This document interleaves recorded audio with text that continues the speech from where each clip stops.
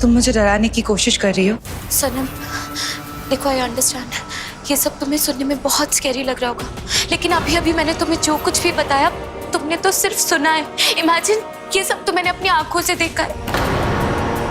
मेरा यकीन करो, मैं बिल्कुल झूठ नहीं बोल रही हूँ, सब सच बोल रही हूँ। वैसे शायद मैं तुम्हारी बातों पर यकीन नहीं करती, पर थोड़ी देर पहले जो भी मेरे साथ हुआ है उसके बाद आई टोटली बिलीव यू। वैसे पन्ना आंटी मुझे पसंद नहीं करती है, इसीलिए उन्होंने मेरी और मैंग की शादी भी नहीं होने दी, पर उन्होंने तुम्हें यहाँ जबरदस्ती क्यों रखा है? सनम, उन्हें मुझसे कुछ चाहिए और मैं ये भी नहीं जानती कि क्या चाहिए, और जब तक उन्हें वो मिल नहीं जाता वो मुझे यहाँ से कभी जाने नहीं देंगे। लेकिन मुझे एक बात समझ नहीं आई कि उन्होंने तुम पर अटैक क्यों किया? क्योंकि शायद वो ये नहीं चाहती है कि मैं यहाँ रहूं, या शायद उन्हें डर है कि मैं तुम्हारी मदद करने लगूं। सनम, अगर ऐसा है तो तुम्हें यहाँ से चले जाना चाहिए, यहाँ तुम्हें खतरा है। खतरा तो तुम्हें भी है। मेरी चिंता मत करो, तुम अपने बारे में सोचो। तुमने अपने बारे में सोचा नहीं ना, ये जानते हुए भी कि मैं मैंग की एक्स फियांसे हूँ। तुमने मेरी जान बचाई, मैं तुम्हें यहाँ अकेले खतरे में छोड़ के कैसे जा सकती हूँ? और वैसे भी मुझे मैंग की मॉम पर बिल्कुल भरोसा नहीं है। सनम, क्या तुम सचमुच मेरी मदद करना चाहती हो?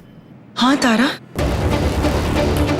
बस बताओ कि मैं क्या कर सकती हूँ तुम्हारे लिए। सनम, हमें सबसे पहले पता लगाना होगा कि आखिर उन्हें मुझसे चाहिए क्या। कैसे? वही तो नहीं पता। शायद मुझे पता है। इस मौसम में धुंध और कोहरा कैसे छा सकता है? अरे बिल्कुल सही बात कर रहे हैं आप सर जी, एकदम कंचा बात बोले हैं। हम भी भूगोल में पढ़े हैं, जब तक तापमान गिरता नहीं है तब तक कोहरा आता नहीं है। अब ससुरा हमको समझ में नहीं आ रहा है साहबी कि ये तापमान गिरा नहीं तो ये कोहरा आया कहां से? आप कुछ बोल रहे थे सर जी। राठौर परिवार और उनके घर पर छाया हुआ ये कोहरा सुपरनैचुरल है, पर ये है क्या, ये पता लगाने का एक ही उपाय है, रहस्यमय अलौकिक खोजी द्रव्य। आरएकेडी सर जी, आरएकेडी। सावी, नाउ।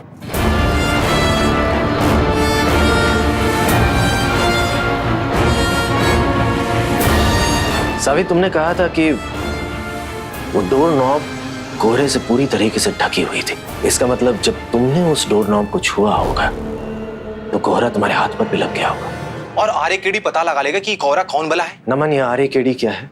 अरे सर जी, अब इतना लंबा कौन बोलेगा? रहस्यमय अलौकिक खोजी द्रव्य। अरे शॉर्ट फॉर्म में बात करते हैं ना, आरएकेडी। सावी, हाथ हटा दो।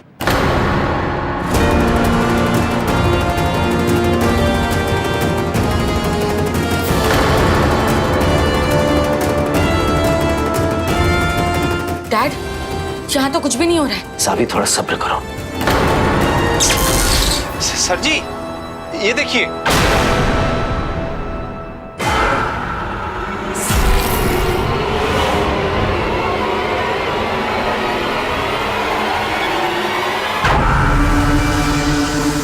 मेरा शक सही निकला।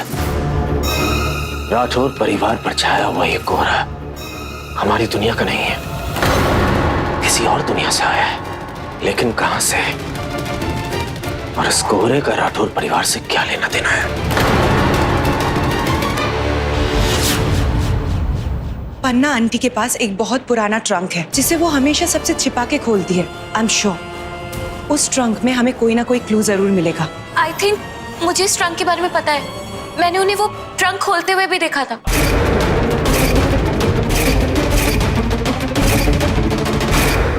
लेकिन वो ट्रंक तो वो हमेशा लॉक रखती होंगी ना। मैंने उनके पास एक बहुत पुरानी चाबी देखी है जिससे वो उस ट्रंक को खोलती है। अगर वो चाबी हमें मिल जाए तो। आई थिंक वो चाबी मैंने भी देखी है। क्या क्या कहा आपने? मोना डरी घबराई हुई है? हाँ निशान जी, अगर मैंने अपनी आंखों से देखा नहीं होता तो मैं कभी विश्वास नहीं करती। मैंने आज तक मोहना को इतना डरा हुआ कभी नहीं देखा। और आज तो वो एक छोटे से बच्चे से घबरा रही है। क्या मतलब बच्चे से? आदि से? नहीं, आदि नहीं, राहुल से। राहुल? ये राहुल कौन है? राहुल शेखर जी के दोस्त का भांजा है। वो मुंबई के किसी स्कूल में उसे एडमिशन लेना था तो शेखर जी उसे अपने साथ ही ले आए। अब मोहना उससे इतना डर रही है कि मुझसे बार बार एक ही बात कहे जा रही है कि तुम बस उसे इस घर से भेज दो। वेदश्री जी, मेरी बात ध्यान से सुनिएगा। आपके घर पर किसी काली शक्ति का साया मंडरा रहा है और मैं पता लगाने की कोशिश कर रहा हूँ कि वो क्या है। लेकिन आपकी बातों से मुझे इतना समझ में आ गया है कि वो काली शक्ति मोहना के लिए आई है और शायद इसीलिए मोहना इतनी डरी हुई है। वेदश्री जी, आप लोगों को एक बात का ध्यान रखना होगा कि किसी भी सूरत में मोहना की मदद मत कीजिएगा, क्योंकि हो सकता है कि उसकी मदद करने वाला भी खतरे में पड़ जाए। अच्छा, ठीक है निशान जी, हम में से कोई उसकी मदद नहीं करेगा। मैं अभी जाकर सबको बोल देती हूँ कि मोहना की मदद कोई नहीं करेगा। ठीक है, नमस्ते।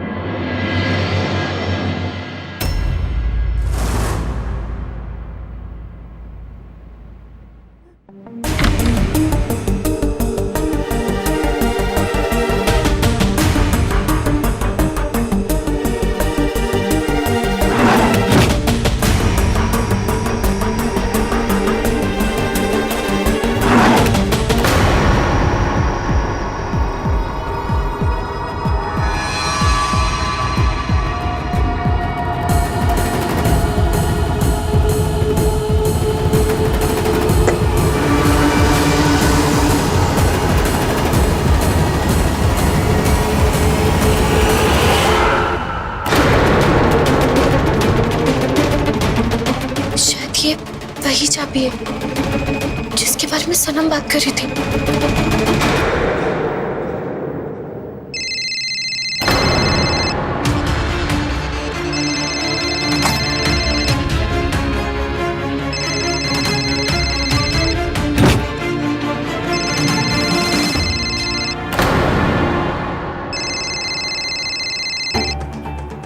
कोयल दी का फोन।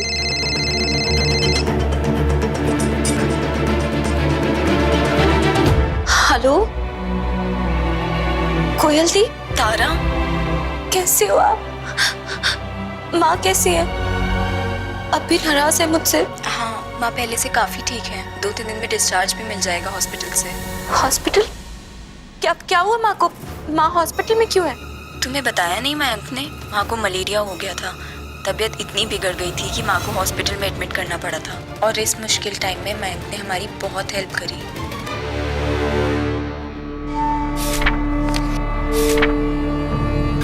डैड, इन बुक्स में तो कोहरे के बारे में कुछ भी नहीं लिखा है। अरे यहाँ पहले वाली बलाएं नहीं संभल रही थी, यहाँ एक और एक बला आके टपक गई है। बिना किसी इन्फॉर्मेशन के पता लगाना बहुत मुश्किल है कि वो कोहरा यहाँ पे क्यों आया। अरे सावी, पहले हमें ये इन्फॉर्मेशन निकालना है कि ये कोहरा कितना ताकतवर है और इसका मुकाबला कैसे करना है। इतनी बात तो तय है कि वो कोहरा मोहना को ले जाना है, लेकिन सवाल ये उठता है कि अभी तक लेकर क्यों नहीं गया? कहीं ऐसा तो नहीं कि मोहना ने किसी तरीके से उसे रोक के रखा है? डैड, अगर ऐसा है तो सबसे पहले हमें उस तरीके के बारे में पता लगाना होगा। Yes Savi, I just hope Mohana अपनी जान बचाने के लिए राठौर की जान खतरे में न डाल दे।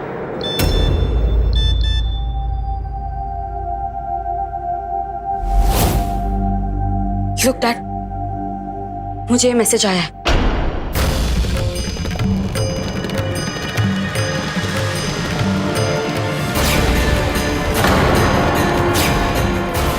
मेरे ख्याल से तुम दोनों को इसी वक्त निकलना चाहिए।